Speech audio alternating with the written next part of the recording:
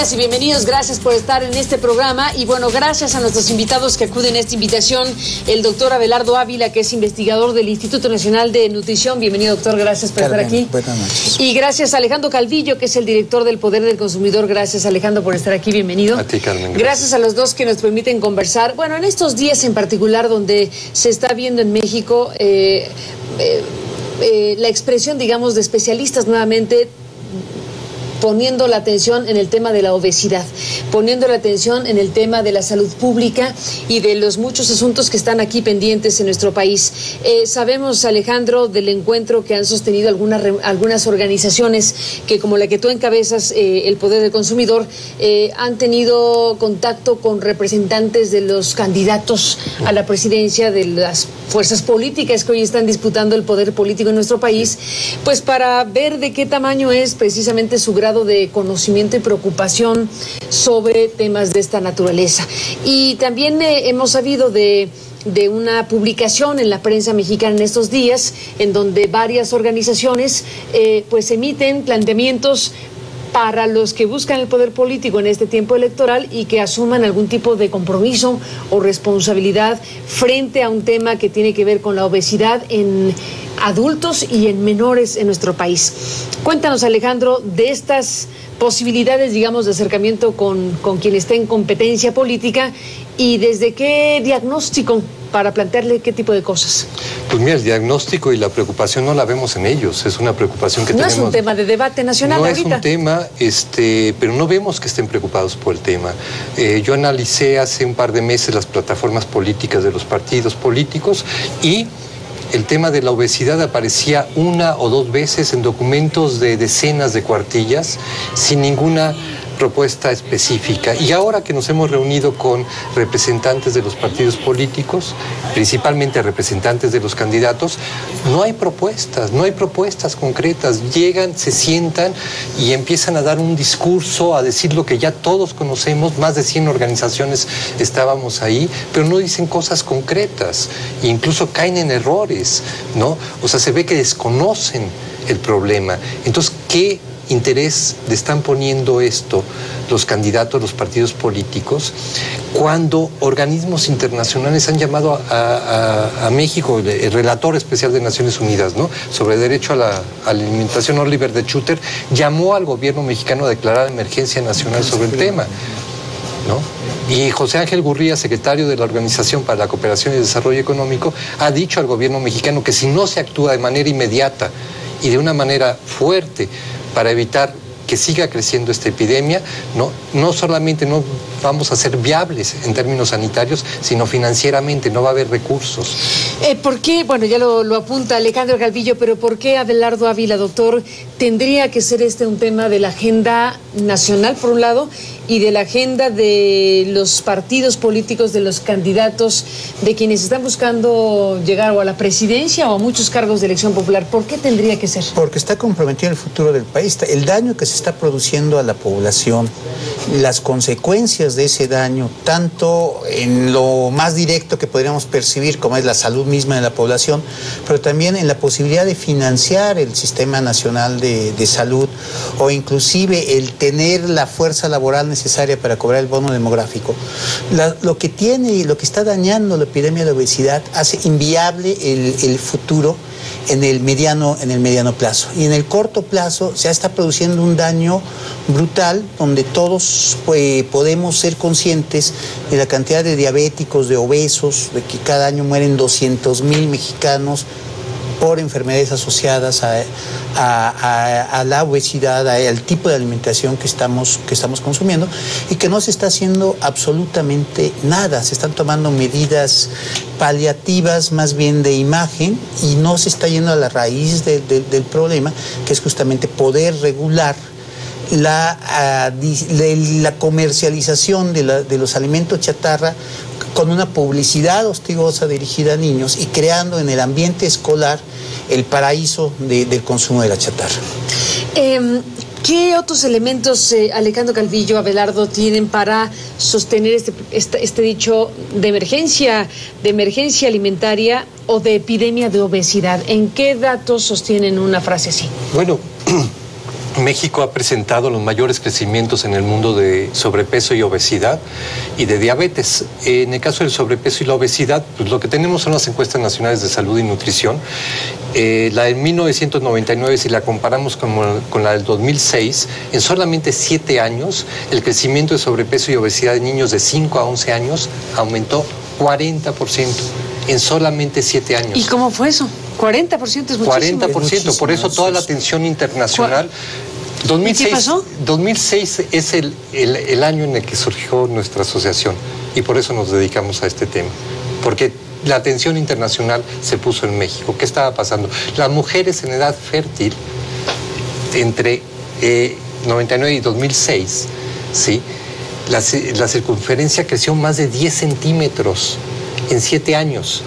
Bueno, ¿qué pasó?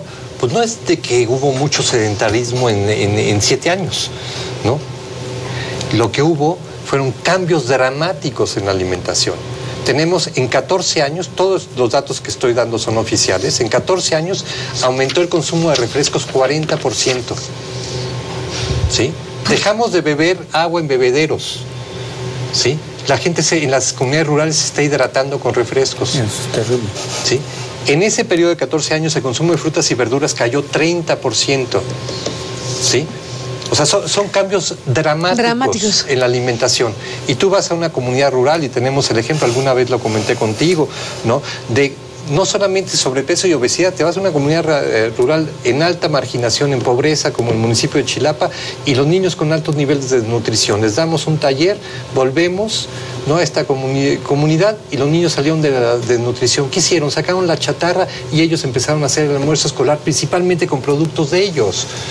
¿Sí? El dinero ya no se iba con el camión de Bimbo, de Coca-Cola. ¿Sí? Y les sobraba, estaban gastando en esta encuesta que hicimos con apoyo del Instituto Nacional de la Nutrición, los niños en comunidades de alta marginación están gastando en la escuela entre 10 y 15 pesos diarios en comida chatarra.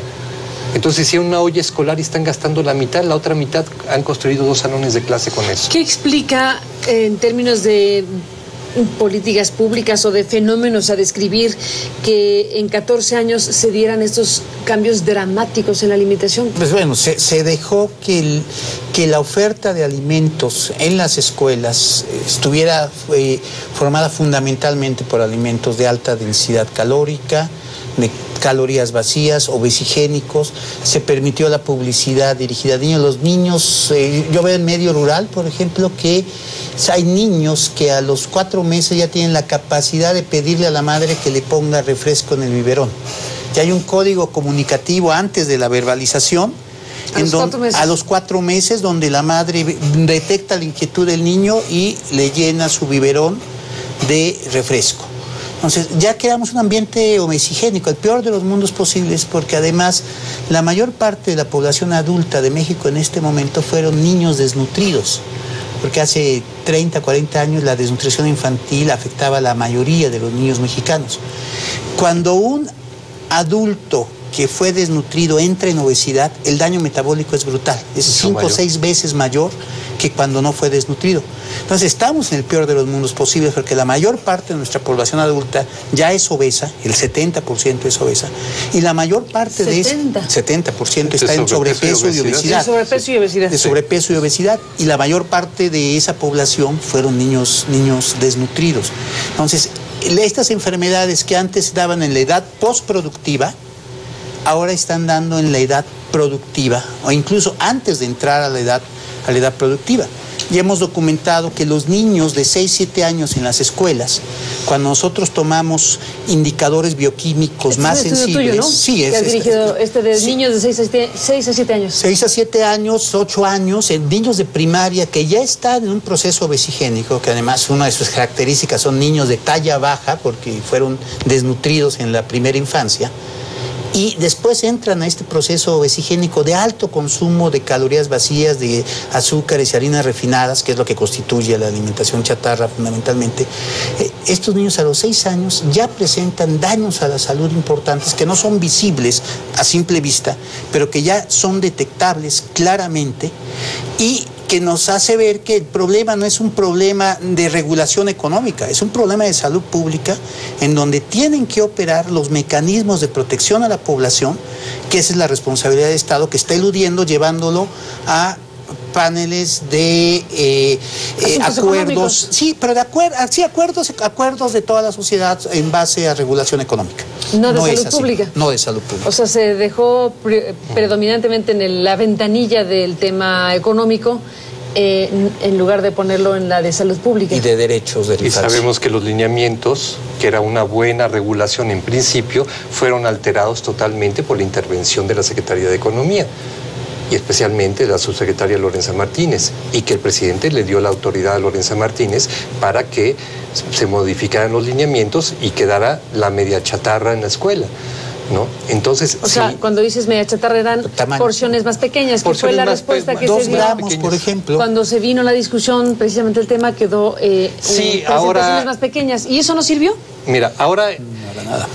El problema es el siguiente: el Acuerdo Nacional de Salud Alimentaria, el propósito en las escuelas es generar buenos hábitos alimentarios, pero la regulación como lo quedó permite que continúen todos estos alimentos altamente procesados, ¿sí?, dentro de las escuelas con menos azúcar, menos grasa y menos sal. Pero dime tú si vas a generar buenos hábitos alimentarios con un mamut que tiene menos azúcar, ¿no?, y con productos que le sustituyen el azúcar con edulcorantes no calóricos y mantienen el gusto por lo dulce. O sea, si quieres generar buenos hábitos alimentarios, tendrías que darles frutas, verduras, cereales integrales, hidratarlos con agua. Déjenme después de la pausa regresar.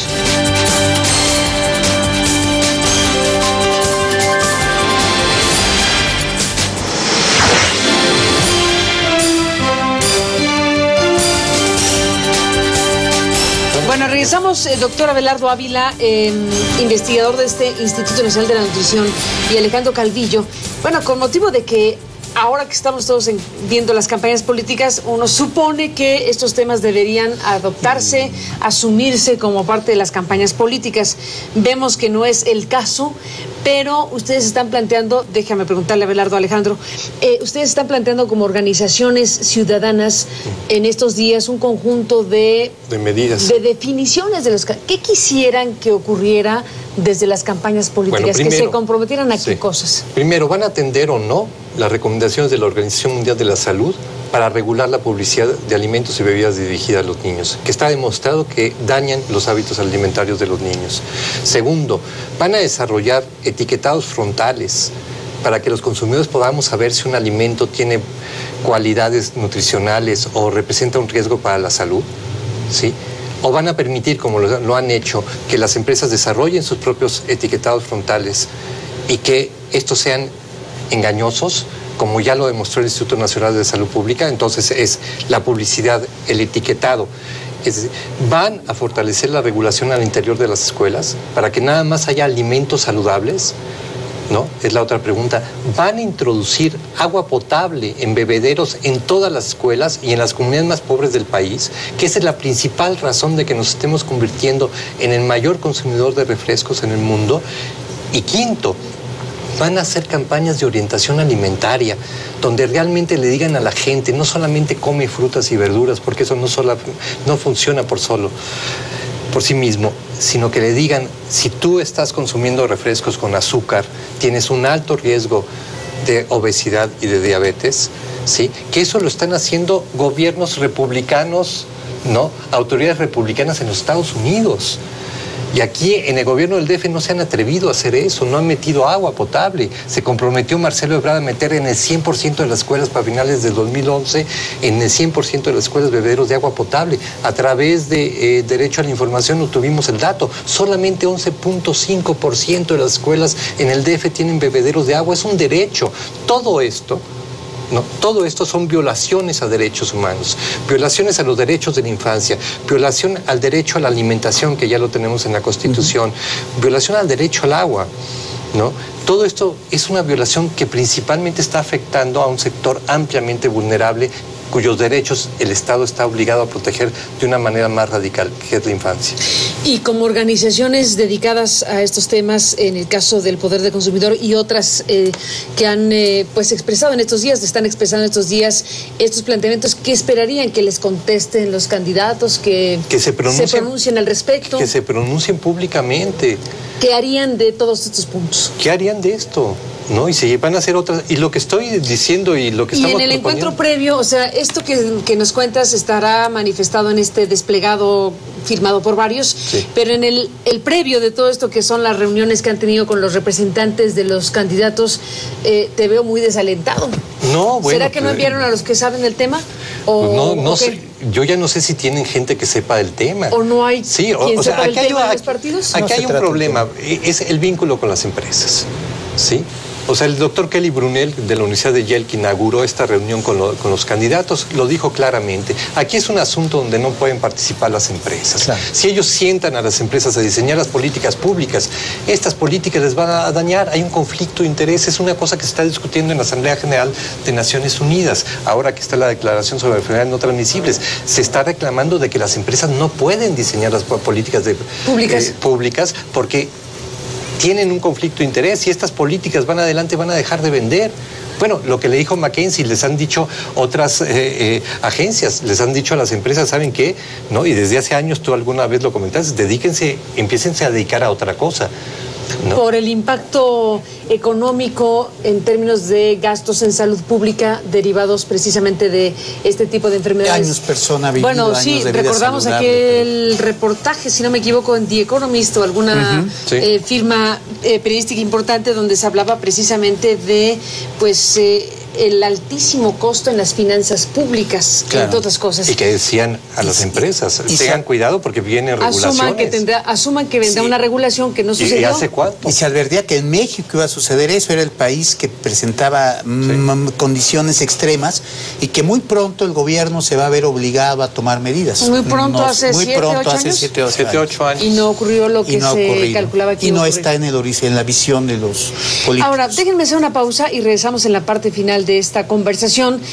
Si la realidad hoy hace que México sea el país que tiene la más alta tasa de obesidad infantil. De sobrepeso y obesidad. Hay algunos países de la región árabe pequeños que tienen niveles similares, un poquito más altos. ¿Y en términos de obesidad adulta?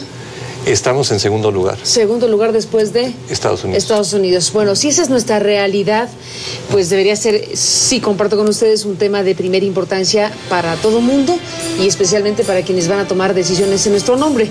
Después de la pausa regresamos.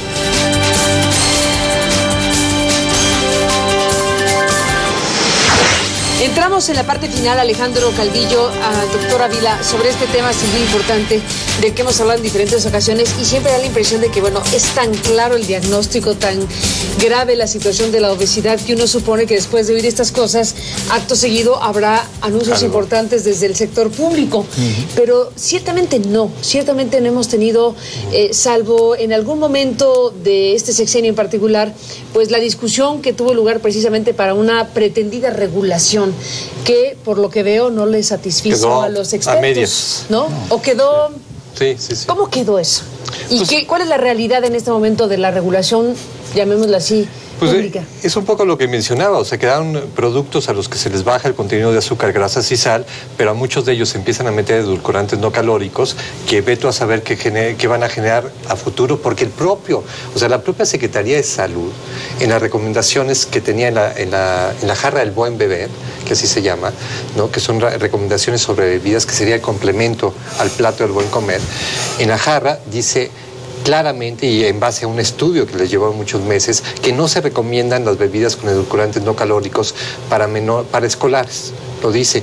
Y dos razones. Primero, no hay estudios que demuestren que son inocuos si tú los consumes desde muy temprana edad. Y segundo, y más importante, generan el hábito a lo dulce. ¿Sí? Eso todo el mundo lo sabe. Y no...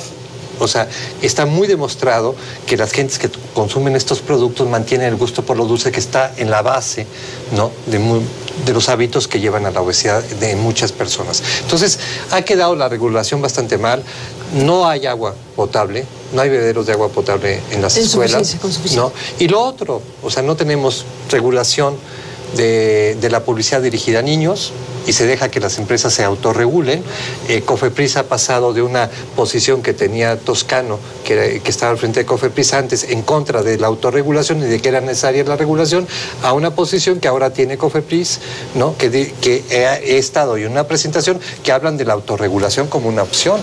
Entonces ha habido un cambio brutal, ¿no? en este gobierno y el problema es ese. El problema es que no estamos avanzando en las regulaciones que se tienen que desarrollar, ¿no? Y que han pedido la OCDE, que han pedido el relator especial de Naciones Unidas sobre el derecho a la alimentación, que ha recomendado la Organización Mundial de la Salud. O sea, no se ha avanzado porque hay intereses muy fuertes por parte de las empresas, pero esos los hay en todos lados. El problema es que los legisladores se dejen manejar por esos intereses, que los funcionarios se dejen manejar y que los candidatos puedan tener vínculos fuertes con estas empresas, que no solamente son las empresas de alimentos y bebidas, sino de aquellas empresas que se benefician de la publicidad que pagan esas empresas. Se nos acaba el tiempo, doctor Abelardo Ávila. ¿Con qué te despides? ¿Cuál es el mensaje principal que quieres dejar como experto, investigador de este Instituto Nacional de Nutrición para México? Yo diría nada más 3 cosas. El daño es catastrófico y tenemos que hacer algo.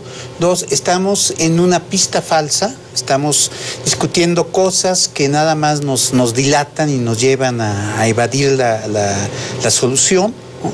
Y de que se tiene que ver con un enfoque de bienestar y derechos, derecho a la salud, derechos de la infancia, y no como un problema de regulación mercantil. ¿Cómo te despides, Alejandro, de este programa? Pues en última instancia, con lo que hemos dicho en el desplegado está firmado por más de 50 organizaciones, la mayor parte de ellas defensoras de derechos de la infancia. Se está violando el derecho de la infancia a un entorno saludable. Y esto es una violación por omisión del Estado. Y el principal responsable de esto es el Estado. Si hay alguien responsable de que estemos viviendo esta situación, es el Estado, que no ha cumplido con su obligación de defender este derecho a la salud que tenemos todos, pero especialmente los niños y las niñas. Bueno, sobra decir que esperarían respuesta de este desplegado. Están enviando formalmente a cada una de las casas de campaña este documento que se publica en la prensa mexicana. Sí, así es. Lo hemos enviado ya a las casas de campaña para obtener una respuesta. A los 4 candidatos. Sí. ¿Esperarían que un tema así se pueda abordar? Pues esperemos, ¿no? No sé si también el IFE y... Debería, pero no. O sea, no.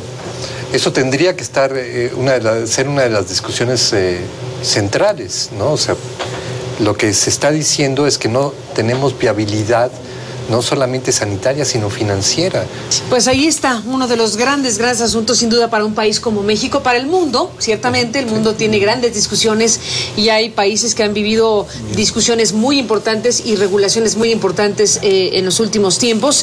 Y bueno, México, como se puede apreciar, tendría la urgencia de hacerlo por los números y los indicadores que ustedes ofrecen. Gracias por estar aquí para conversarlo y nos mantenemos en comunicación. Veremos si este desplegado, esta comunicación pública de estas organizaciones tiene algún efecto en las campañas políticas. Si lo abordan, será tema, y si no, también. Gracias a los dos por estar aquí en este programa. Y gracias a ustedes que nos permitieron acompañarles en esta noche. Pásela bien, hasta mañana.